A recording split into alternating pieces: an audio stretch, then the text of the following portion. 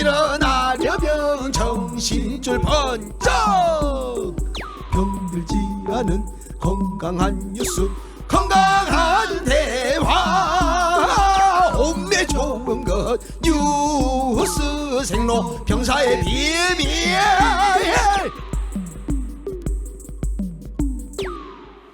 뉴스의 본질, 뉴스의 비밀을 파고드는 시간, 뉴스 생로병사의 비밀 시작합니다. 뉴스빙하 김미나 시사평론가, 뉴스화상 김수민 시사평론가, 어서 오세요. 반갑습니다. 안녕하세요. 예, 성탄절 연휴 어땠습니까?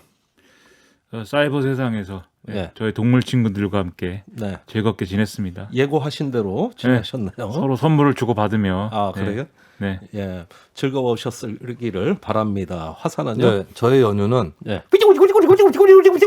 네, 정신 차려 보니까 여기 와 있네요. 아, 그래요? 언제 지나가는지 모르겠습니다. 지금 뭐라고 한 거죠? 테이프를 갑자기 예. 빨리 돌려가지고. 한 5배는 빨리 돌아간 것 같습니다. 자, 성탄절 연휴가 두 분한테 편치 않았을 거라고 보는 이유는 연휴 그 시작 전부터 예? 크리스마스 이브부터 날벼락같이 그냥 뉴스가 빵빵 터졌습니다. 그래서 긴급히 TV 토론하시는 것도 제가 봤거든요. 두 분. 그래서 더 바빠지셨을 것 같은데 먼저 화산이 이것부터 짚고 넘어가죠.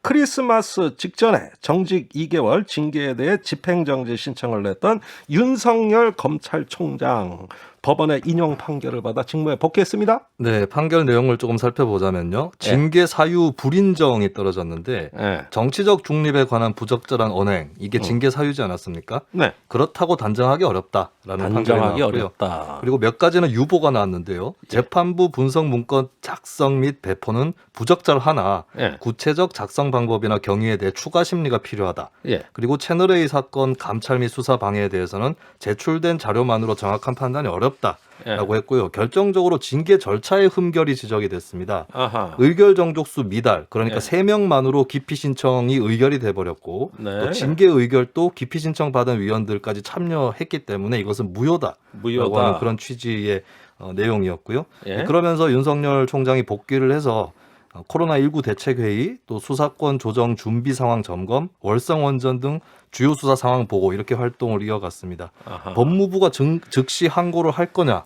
이것도 마지막 관건인데요. 대통령이 또 일종의 사과 메시지를 냈기 때문에 예. 가능성은 굉장히 떨어져 보인다고 할 수 있는데 이 항고 예. 시점은 12월 31일 이전까지 예. 네, 그렇게 일정이 잡혀 있습니다. 지금 말씀하신 그 인용 판결을 한 내용을 보니까 일부는 본안 소송에서 다뤄야 될 내용적인 것이 상당히 들어가 있어요. 네, 그렇습니다. 절차적인 것만 본 게 아닌 것 같아요. 네, 그럼 인용 가능성이 점차로 높아져 왔다고 볼 수 있는 거 아닙니까? 네, 본안 소송이 다 끝나고 나면 윤 총장 임기가 끝나 있을 가능성이 높기 때문에 네. 본안 소송에 다룰 만한 것까지 이 판결에서 같이 다뤘다라고 정리를 할 수 있겠습니다. 그러니까 이 판결의 내용을 보면, 이 결정의 내용을 보면은 사실상 징계 청구의 근거가 상당히 빈약했다라고 볼 수밖에 없는 그런 내용입니다. 지금 네. 말씀해 주셨듯이 본안 소송이 나오게 되면은 이미 이제 다 지나간 윤석열 네. 총장 임기는 끝나 있는 상황이기 때문에 결국 징계가 확정되느냐 마느냐에 관한 결국 결정을 하는 셈이 되는 것이고, 이 법원이.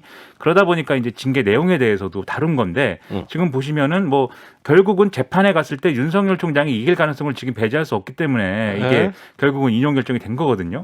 그리고 지금 쭉 보셨듯이 이건 누구나 인정할 만한 징계 사유다라고 얘기한 게 하나도 없습니다, 사실상. 네. 그러다 보니까 윤석열 총장 측에 상당히 유리한 결정이다 이렇게 볼 수가 있는 그런 내용이고, 그렇군요. 특히 절차의 흠결이 있다는 거는 행정소송에서는 굉장히 중요하게 다루기 때문에 네. 이게 그러면 본안 소송도 윤석열 총장이 이길 가능성이 상당히 높아졌다라고 이 법조인들은 얘기를 하고 있습니다. 그럼 법무부가 즉시 항고한다 한들 사실 뭐 크게 변경은 없지 않겠느냐 하는 예측도 조심스럽게 하게 됩니다. 네. 자, 그러니까 민주당 일각에서는 이것도 이제 새로운 차원의 이야기, 네. 탄핵 이야기까지 나오고 있어요. 그렇습니다. 김두관 의원 등이 불을 지피고 있는 분위기인데요. 네. 이 당내 분위기라든지 전망에 대해서 박주민 의원과 서른 의원의 목소리 들어보시고 가시겠습니다. 예.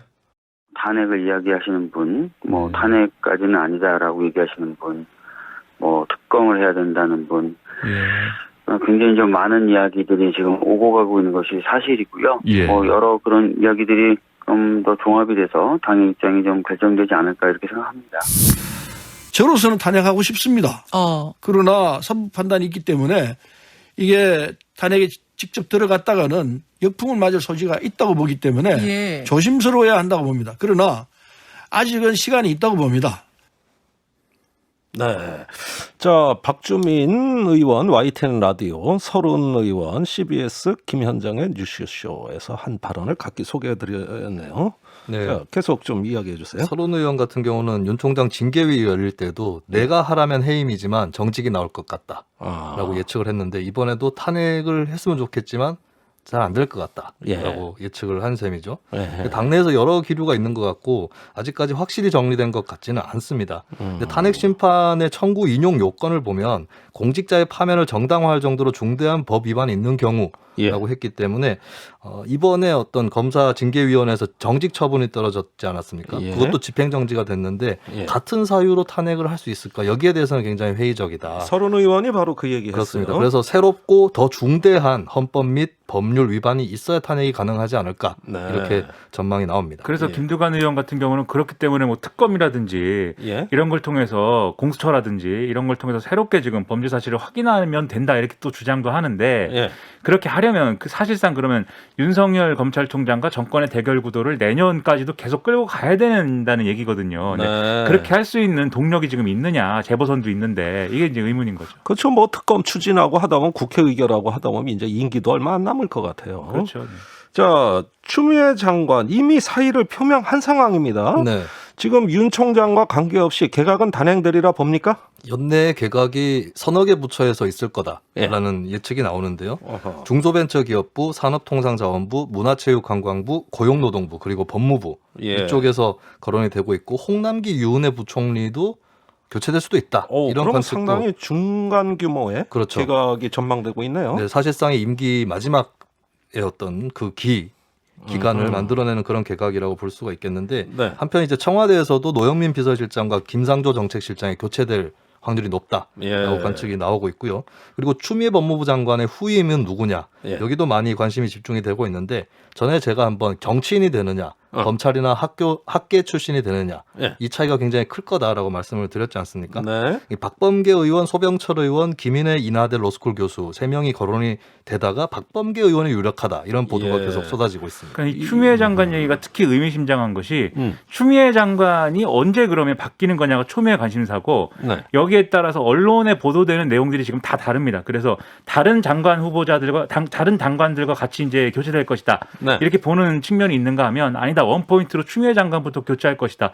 이런 얘기도 나오고 그 교체 시점도 30일일 것이다. 29일일 것이다. 28일 오늘일 것이다. 다 나오다가 아니다. 오늘은 아니다. 이렇게 나오고 있는데 결국 이게 지금 청와대와 여당의 분위기를 보여주고 있는 거 아니겠습니까? 최대한 이 상황 빨리 정리하고 싶은 그런 상황인데 이게 쉽지 않은 상황으로 계속 간다. 최대한 하여튼 빨리 정리하고 싶다. 이런 분위기인 거죠. 아니, 정리하고 싶은 건 좋은데 지금 대통령 지지율이 역대 최저예요. 지금 정부에서. 그러니까 빨리 이제 정리하고 다음 주제로 가고 싶은 거죠. 그러니까 이 국면 전환이 되고 좀 프레임을 리셋할 수 있는 수준으로까지 가겠느냐. 지금 이런 게 관심사거든요. 개개인 사정 우리 봐주기엔 지금 너무 좀 상황이 안 좋은 것 같습니다. 네, 그러다 보니까 경제부처 쪽에서 주로 교체 전망이 또 나오는 것 같습니다. 예, 알겠습니다. 자, 공수처장 후보로 이야기를 좀 바꿔보겠습니다. 오늘 처장 후보자 2명이 최종적으로 압축된 모양이죠? 네, 진통이 또 있었는데요. 국민의힘에서 추천했던 위원 이현, 한석훈 두 위원이 중간에 사퇴를 하고 나서 남은 5명이서 회의를 해서 결정을 했습니다. 공수처장 추천에 대해서 야당 비토권이 삭제가 됐기 때문에. 그렇죠. 그리고 열린 첫 번째 회의입니까? 그 공수처법 개정안이 그렇죠. 통과되고. 네, 그렇게 해서 2명의 최종 후보가 확정이 됐는데요. 김진욱 헌법재판소 선임연구관 판사 출신입니다. 그리고 이건리 국민권익위원회 부위원장 검사 출신이에요. 이건리 부위원장보다는 전현정 변호사가 유력하다 이런 설도 있었는데요. 추천을 하는 입장에서 전현정 변호사보다는 대한변협에서 추천한 변호사들 법조인들 이쪽이 더 나을 것이다라고 관측이 있었던 것 같습니다. 그러면서 이제 2명으로 정리가 됐는데 국민의힘에서는 이것도 속임수다. 이건리 후보자는 떨어질 것이다. 김진우 후보자가 될 것이다. 이런 얘기가 나오고 있습니다. 그런 관측을 할 만도 할 것 같아요. 자, 그럼 대통령한테 바로 추천이 되는 거죠? 그렇습니다. 그러면 이제 대통령이 최종적으로 한 명을 임명을 하게 되고 예. 뭐 국회 임명 동의 절차까지는 필요 없는데 인사청문회는 또 하게 돼 있습니다. 아하. 자, 공수처 출범 원래 연내에 출범한다고 그랬습니다만은 조금 늦어져 내년 초가 될 것 같습니다. 그러면 현 정권이 그 공언한 검찰 개혁이 완결되는 거냐? 그런 면에서 여권에서 검찰 개혁 시즌 2다 이러면서 굉장히 그 의미를 부여하고 있죠. 네, 새로운 얘기가 또 시작이 되고 있는데요. 검찰이 갖고 있는 수사권과 기소권을 분리하자라는 얘기가 있습니다. 비대한 검찰 권한을 축소 분산하고 또 피의자 인권 보호라든지 재판의 객관성 담보라든지 이런 것들 때문에 분리하자라는 의견이 있는데 한편에서는 아예 검찰 수사권을 박탈을 해서 국가수사청, 그러니까 경찰에서 만드는 그 조직으로 이관을 하자라는 의견이 또 있습니다. 그런데 이제 이렇게 되면은 예전에 조국 전 장관이 이런 얘기를 했거든요. 공수처는 누가 견제하느냐 멍청한 질문이다. 공수처 검사에 대한 비리는 당연히 검찰이 수사한다. 그 공수처 검사에 대해서 검찰이 수사한다고 했는데 수사권을 박탈하면 검사가 수사를 못하게 되는 것이죠. 요것도 복잡해지네. 네. 요것도 굉장히 그 새로운 그래서 얘기네. 그거는 또 국가수사청의 성격이 뭐냐에 따라서 또 지금 왜냐하면 국가수사청의 정확한 성격이 지금 완결된 안으로 또 나온 건 아니니까요. 그래서 퍼즐을 어떻게 맞추느냐에 따라서 굉장히 복잡해지는데 근데 이런 얘기를 하고 있는 핵심은 뭐냐면 지금까지 검찰개혁의 어떤 원래 내용이라는 게 그게 뭐 수사와 기소를 분리하는 거든지 뭐 여러 가지 견제장치를 주는 거든지 어쨌든 제도적으로 개혁하는 거였는데 윤석열 총장을 내쫓는 얘기를 하다 보니까 그 얘기는 온데간데 없고 이게 뭐냐 이런 지적을 많이들 하고 있거든요 지금. 그러다 보니까 아 그렇구나 그러면 어차피 도움도 안 되니까 윤석열 총장을 내보내는 얘기는 이제 그만하고 그 얘기는 잠시 잊어버리고 다시 제도적 개혁을 얘기해 보고 싶다 이제 이런 의도로 여당은 이 얘기를 하고 있는 거죠. 아, 원래 검찰 개혁은 제도 개혁이 본질 아닙니까? 그렇죠. 또 그리고 여기에 대해서 검찰 내에서도 예전부터 제안이 있었습니다. 독립수사기관을 만들자. 마약청이라든지 금융범죄수사청 이런 것들을 검찰 내에서 만들자는 제안을 했었는데 그게 조국 전 장관 임명 이후에 잘 안 됐었거든요. 근데 관건은 뭐냐면 이 조직은 검찰에서 얘기한 조직은 아마도 검사 출신도 있고 경찰 출신도 있고 이런 조직일 거예요. 근데 이제 황운하 의원이라든지 여권 일각에서 얘기하는 것은 다 경찰 쪽으로만 채워진 조직일 가능성이 높거든요. 이 부분이 마지막 관건이 될 수도 있다라고 짚어드리겠습니다. 왠지 제도 개혁도 단순하지가 않고 점점 새로운 얘기가 가세하면서 좀 복잡해진다는 인상을 받게 됩니다. 다음 주에까지 계속 이 문제 다뤄보겠습니다. 자, 두 번째 뉴스는 빙하가 준비하셨나요? 네, 중대재해기업처벌법 정말 안 되는 거니 된다 하는데 진도는 안 나가고 사람들은 단식한다 그러고 지금 말들이 많은데 그 많은 말들 중에 특별히 제작진이 고른 말들을 한번 들어보겠습니다. 들어보죠.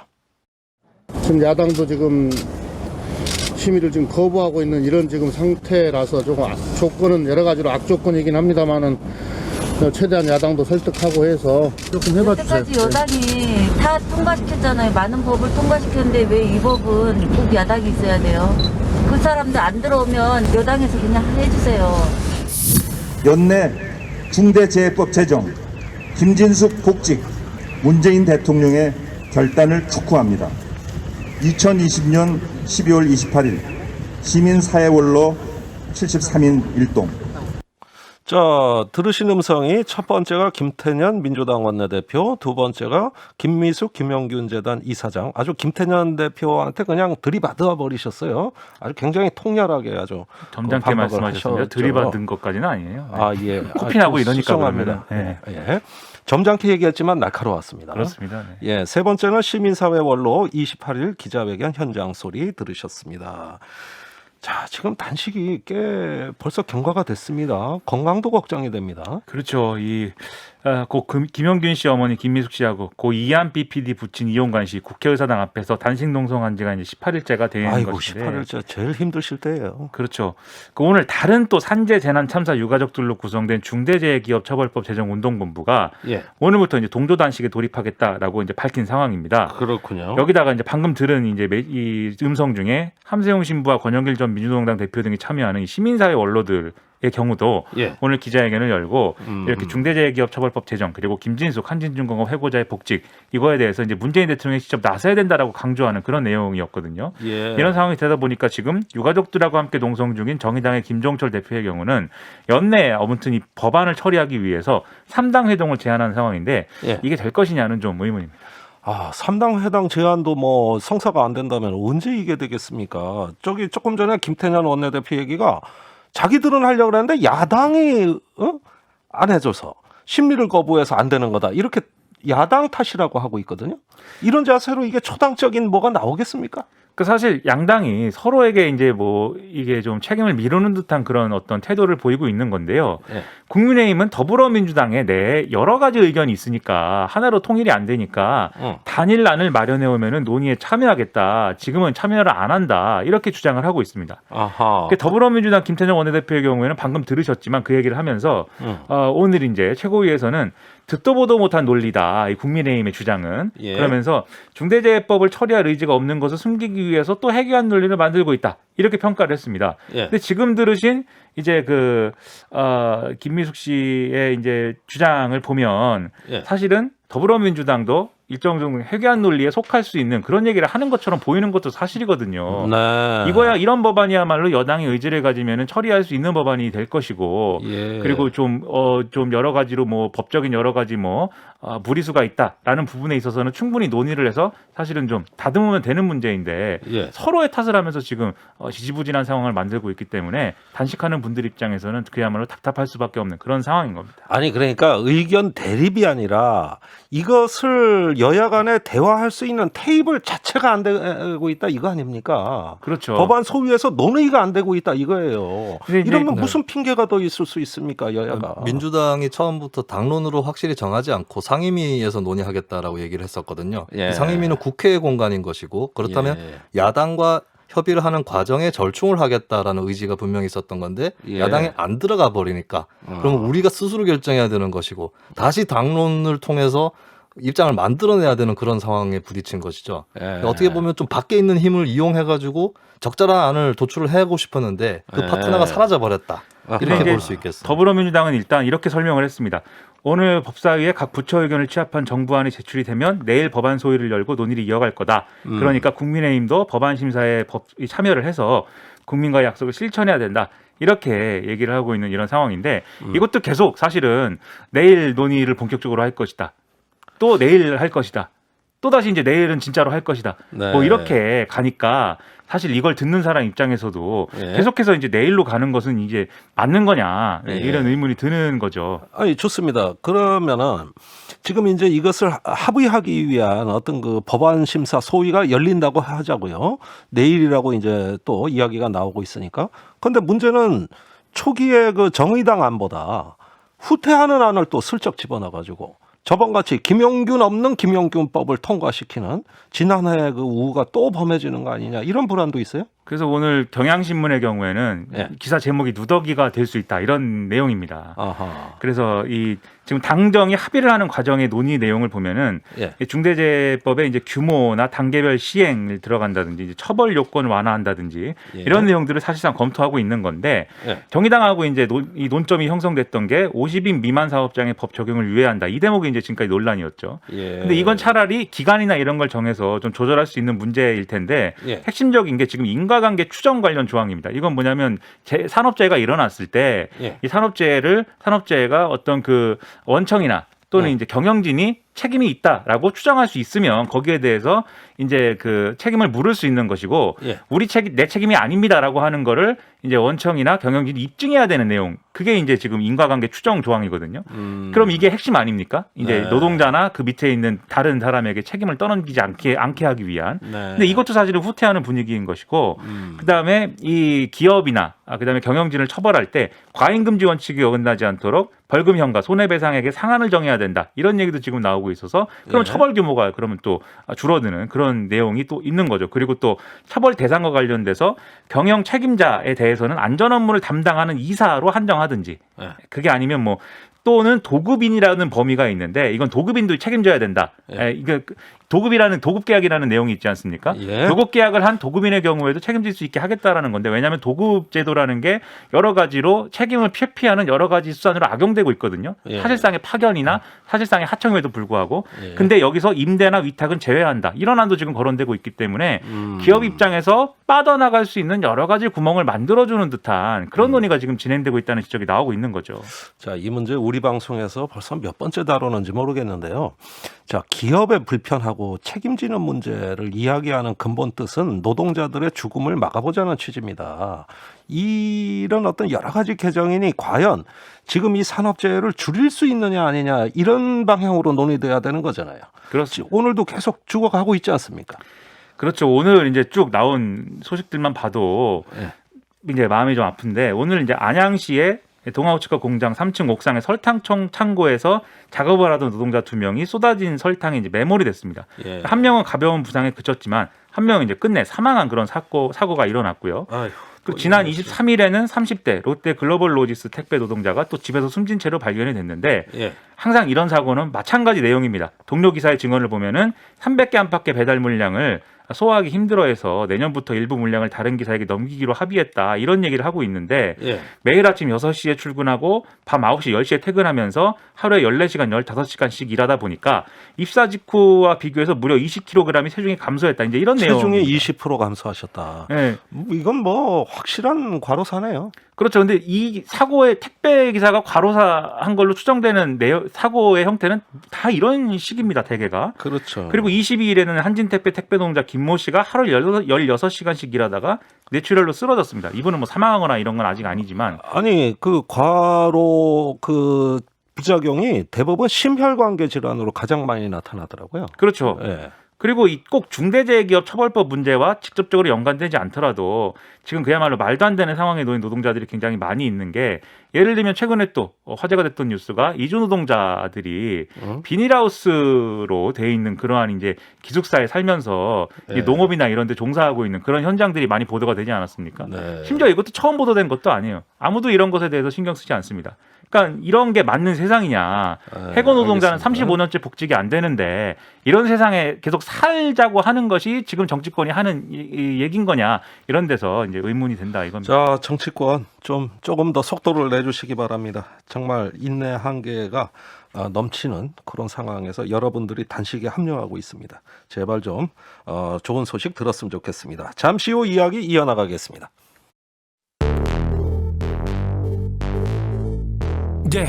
왜 뉴스는 태어나기만 하면 병이 들고 망가지는지 그 뉴스를 병들게 만들고 있는 건 도대체 누군지 병들지 않는 뉴스를 원하고 있지 그게 누구든지 그래서 우리는 김종대 목소리를 듣지 뉴스의 새로운 현상 뉴스의 생로병사 뉴스의 새로운 현상 뉴스의 생로병사 뉴스 생로병사의 비밀.